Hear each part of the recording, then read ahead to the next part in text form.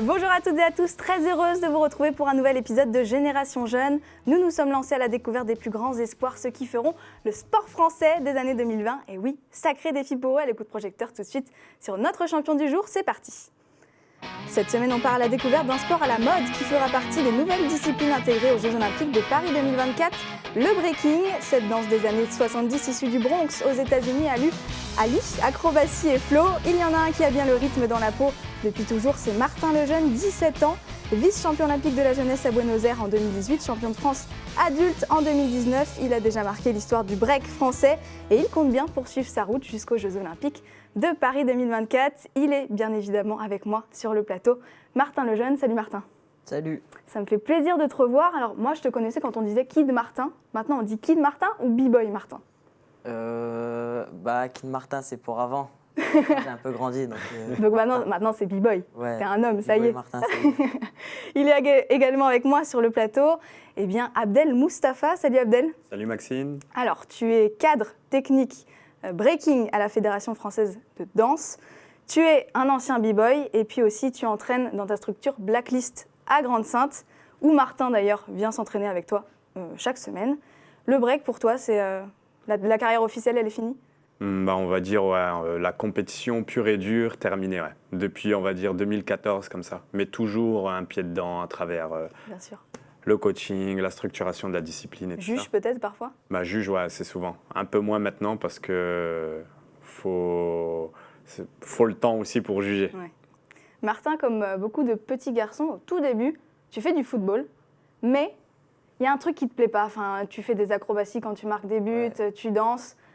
Comment tu es passé vers le breakdance? Qu'est-ce qui t'a poussé à aller vers le breaking, vers cette discipline? Et à quel âge? Moi, ce qui m'a poussé à aller vers le break, c'était un ami à moi qui en faisait déjà depuis 1 an et qui en faisait dans la cour de récré en primaire. Et son surnom c'est Picsou. Et il en fait toujours d'ailleurs. Et c'est lui qui m'a donné envie de commencer à faire du breakdance. Et un jour, il m'a montré ça. Et le soir même, j'ai été m'inscrire. La classe de faire du break en pleine cour de récré. Ouais, il avait la classe. Comment tes parents ont réagi face à cette nouvelle? C'est pas courant, un petit garçon qui dit à ses parents « Tiens, je veux faire du break ». À la base, ils voulaient pas. En tout cas, ma mère voulait pas. Et du coup, pour ça, j'ai pleuré. Ah ouais. Et elle a voulu. Quand est-ce que, Abdel, tu as rencontré Martin? Du coup, est-ce que tu as immédiatement décelé un talent particulier chez lui? Je l'ai vu parce qu'on habite la même région. Et les premières fois où je l'ai rencontré, c'était dans des compétitions de jeunes. Il était tout petit. Et je me suis dit, c'est qui ce petit-là? C'est au-delà même des mouvements qu'il pouvait faire. Il avait quand même déjà pas mal de techniques pour son âge. C'était vraiment son attitude. Et je me suis dit, il peut faire quelque chose. Et en même temps, il était très bien encadré par son groupe, Kayla District et tout ça. Et je me suis dit, lui, il peut aller loin. Au-delà même de la technique et des mouvements, son attitude en battle, il avait déjà une petite maturité pour son âge. Alors, tu t'entraînes du coup à Calais avec ton groupe Kayla District. Tu t'entraînes aussi à Blacklist avec Abdel. Mais hormis cela, tu es un lycéen normal puisque tu es en terminale ES. Comment est-ce que tu fais pour tout gérer en même temps? Tu n'as pas du tout d'horaire aménagé en plus. Non, j'ai pas d'horaire aménagé. Du coup, c'est un petit peu compliqué. Mais j'essaie de gérer comme je peux. Dès que j'ai un petit moment où j'ai rien du tout, essayer de me concentrer un peu plus sur l'école. Mais c'est un petit peu compliqué. Ça t'emmène à combien d'entraînements par semaine à peu près? Lundi, mardi, mercredi, c'est des entraînements sûrs. Et quelques fois le jeudi. Combien de temps? 2 heures. Ouais, quand même. Ça fait pas mal.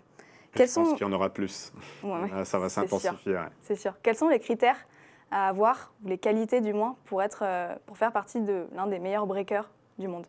Je dirais déjà au départ, c'est d'avoir des bonnes bases un peu dans tout, être complet en général, avoir des bonnes bases, c'est-à-dire dans les top rock, la danse debout, dans les footwork au sol, dans les freeze, donc tout ce qui est en appui et tout ça. Et après, avoir son propre personnage, sa propre danse et développer son style, être original. Et quand on a tous ces ingrédients, ça permet d'être un des meilleurs dans le monde. Comment est jugée une compétition de breaking, sachant que la notation est un peu subjective, parce que chacun a son style, sa façon de danser, sa personnalité. Comment c'est jugé et est-ce qu'ils dansent sur une musique qu'ils connaissent à la base ou pas du tout? comment c'est jugé? La plupart du temps, plusieurs jurys de visions et de styles différentes pour avoir qui ont les mêmes critères de jugement. Là, on va dire les critères les plus connus, la musicalité, être sur le son, comme je parlais tout à l'heure, être complet, avoir un maximum de base et puis pouvoir être complet à travers les power moves, les freezes et tout ça, donc ce que j'ai expliqué tout à l'heure, et être original. Donc c'est tous ces critères-là qui font que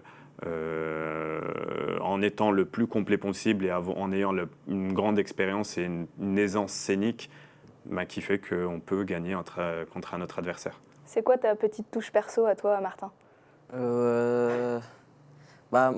Quand je danse, moi je suis souriant. Du coup, je sais pas. Je pense c'est la bonne humeur. La bonne humeur du Nord. Ouais, c'est ça. Combien de temps ça dure une battle en tout? Combien de rounds ils ont chacun? Un battle?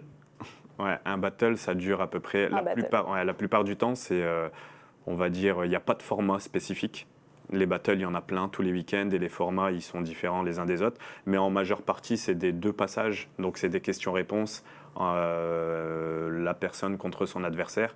Et ils passent chacun leur tour, un passage chacun. Et ça peut aller sur des top 16, donc 8e, quart, demi-finale, ou 8 quarts, demi-finale, ça dépend des formats. Mais la plupart du temps, question-réponse, 2 passages chacun.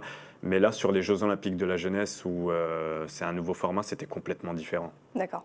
La musique, tu la connais pas du tout quand tu arrives dans le battle. Ouais. On ne sait pas sur quelle musique on va danser.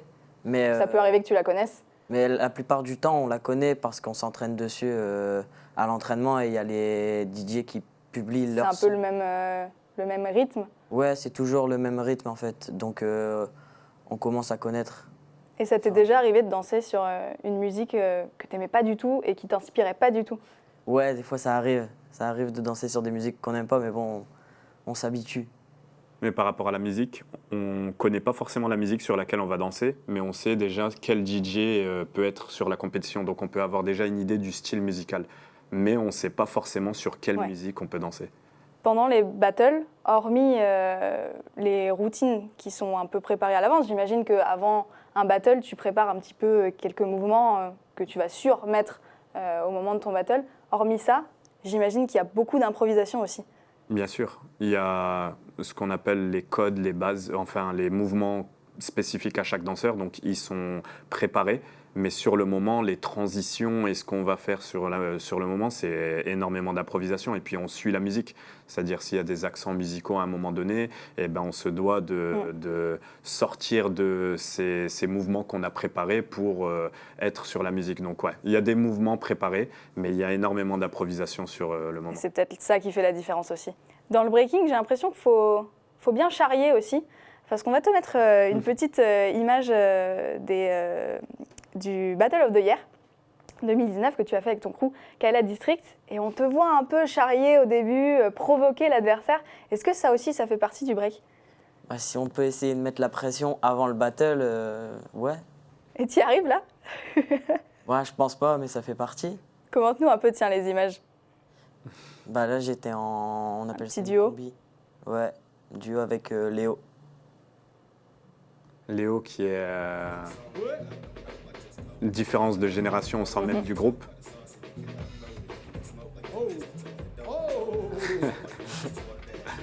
Et les combis, les combinaisons du coup en crew, ça compte vraiment beaucoup aussi, c'est bien d'en faire. Ouais, surtout au Battle of the Year, il y a beaucoup de combis et c'est bien de se différencier sur ça. Et qu'est-ce que ça te fait toi, Martin, d'être dans cette compétition avec des breakers qui sont beaucoup plus vieux que toi? Ça tue parce qu'en fait, on est avec son crew en fait. On est avec son groupe tout le week-end. Donc en plus de ça, on kiffe tout le week-end avec notre crew. Et on tombe contre des gens renommés. Donc, c'est cool. Crew ou solo? C'est quoi le mieux? Ça dépend. Crew, c'est bien pour être avec ses amis. Et solo, on est content pour soi quand on gagne. Alors que quand on est en crew, on est content pour tout le monde. Depuis l'annonce du Comité international olympique qui a fait entrer le breaking aux Jeux olympiques de Paris 2024, on peut dire que le break vit une seconde vie. Ça tombe bien parce que toi, ça te donne carrément envie d'y aller. Et puis pourquoi pas de revenir avec l'or. Pourquoi pas? Et c'est normal, c'est l'objectif ultime d'une carrière. Tout sportif rêve au moins une fois de participer à cet événement planétaire. Quelles sont les étapes à franchir pour y parvenir? Quels projets sont mis en place dans l'accompagnement des jeunes sportifs? C'est Jusqu'à la flamme.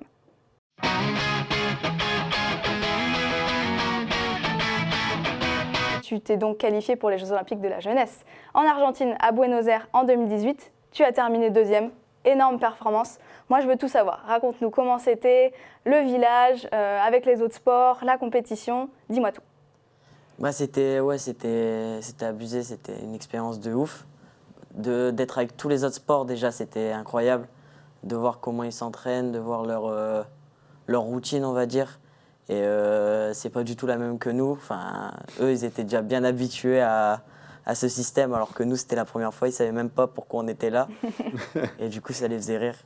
Dans ma chambre au village, on m'appelait le bénévole. Ah ouais. Je rigolais. Tu étais avec qui dans ta chambre? C'était Hugo le tennisman, Clément le tennisman et un pentathlète. Non, un triathlète. Triathlète, ouais. Et en termes de performance, tu fais 2e. Énorme. Premier Jeux Olympiques de la jeunesse pour le break français, une 2e place. Ouais, c'est... Le bénévole, ça, ils l'ont pu Le appeler le bénévole. bénévole. Ils l'ont appelé quasiment le patron après. J'étais le premier à ramener une médaille dans la chambre en plus.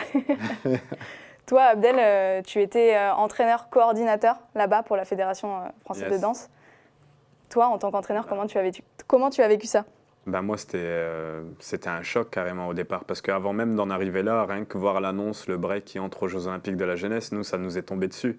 On l'a vu à travers la communication sur les réseaux et tout ça.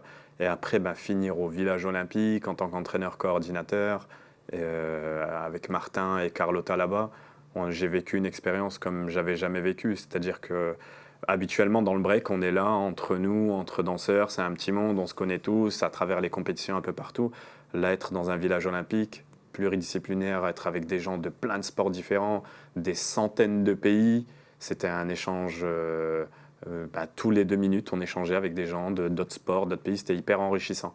Et quand on est arrivé, en plus, nous, comme il l'a dit Martin, c'est que personne comprenait ce qu'on foutait là. Ils n'étaient pas au courant, on croisait les rugbyman et tout ça. Et ils nous voyaient s'entraîner dans le hall des bâtiments. Martin, c'était devenu la mascotte du village. Tout le monde voyait un petit blond qui fait du hip-hop partout dans le village et tout ça. Et c'est hyper enrichissant. Et du coup, comment c'était pour les autres sports? J'imagine ils devaient être au final super contents. Mais déjà, on fait un gros big up aussi à la délégation française. Là-bas, les rugbyman, les basketteuses et tout ça, ceux du judo, ils venaient tous sur le parc urbain pour venir nous soutenir. Et c'est une génération qui a grandi avec le hip-hop à travers la musique et tout ça. Et donc, du coup, ils étaient là, ils ambiançaient. Martin, on dirait on était en France quand on... Et franchement, c'était énorme. Une grosse expérience. Bon, et cette finale face aux Russes, Bumblebee. Bah, c'est pas grave. Non, et puis même par rapport à la finale, moi, pour revenir sur ça, c'est qu'on s'était donné un objectif, être sur le podium.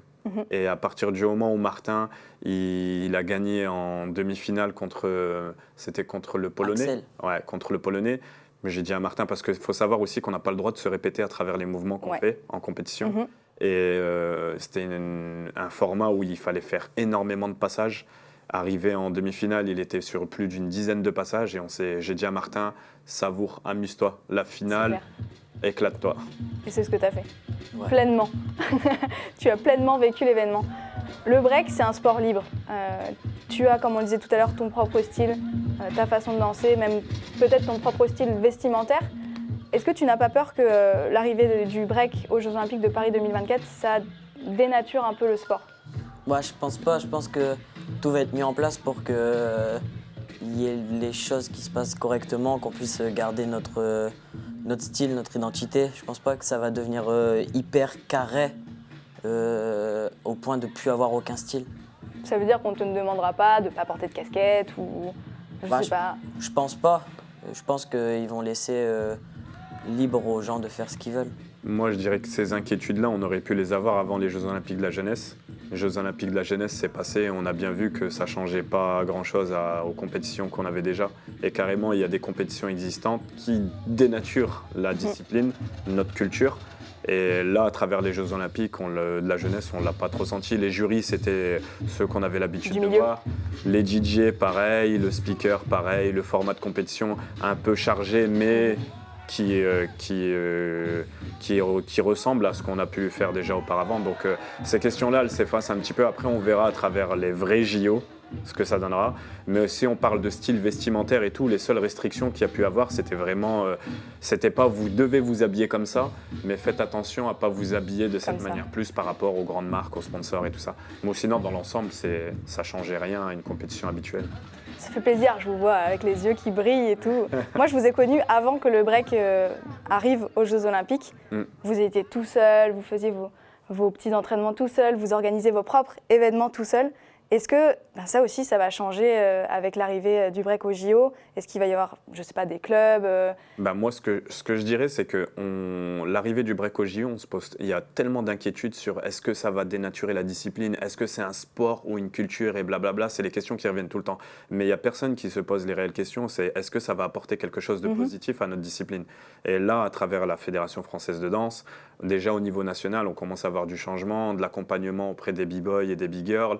Martin, il sort d'un rendez-vous à la Fédération française de danse où on lui demande qu'est-ce que tu as besoin pour performer encore plus que ce que tu fais. Est-ce que tu as besoin d'un suivi médical, d'un aménagement de planning, d'emploi du temps, tout ça. Et tout ça, on n'y avait pas accès du tout quand on s'est rencontrés auparavant. Ouais. C'était à nous de chercher une salle pour pouvoir s'entraîner. Là, le break est rentré en haut niveau. Martin sera dans les listes de haut niveau, donc il va pouvoir bénéficier des avantages et de l'accompagnement qu'une autre personne en haut niveau dans une autre discipline a. Et ce qu'il n'avait pas en sortant des Jeux Olympiques de la jeunesse. Donc ça a permis, plus de staff, plus d'accompagnement. Et est-ce qu'on pourrait même penser à vivre du break? Il y en a qui vivent déjà du break avant même l'arrivée des Jeux Olympiques de la jeunesse et tout ça. Mais là, je pense que plus de gens vont pouvoir vivre du break. Là, auparavant, il y a déjà énormément de personnes qui vivaient du break, mais il n'y avait pas de... On n'était pas... Ce que je dis tout le temps, c'est qu'on n'était ni dans la culture, ni dans le sport. Petit à petit, on a été dans la culture, et là, petit à petit, on est dans le sport. Mais ça va très vite. Et là, donc, du coup, on pourra vivre... Plus de personnes pourront vivre du break.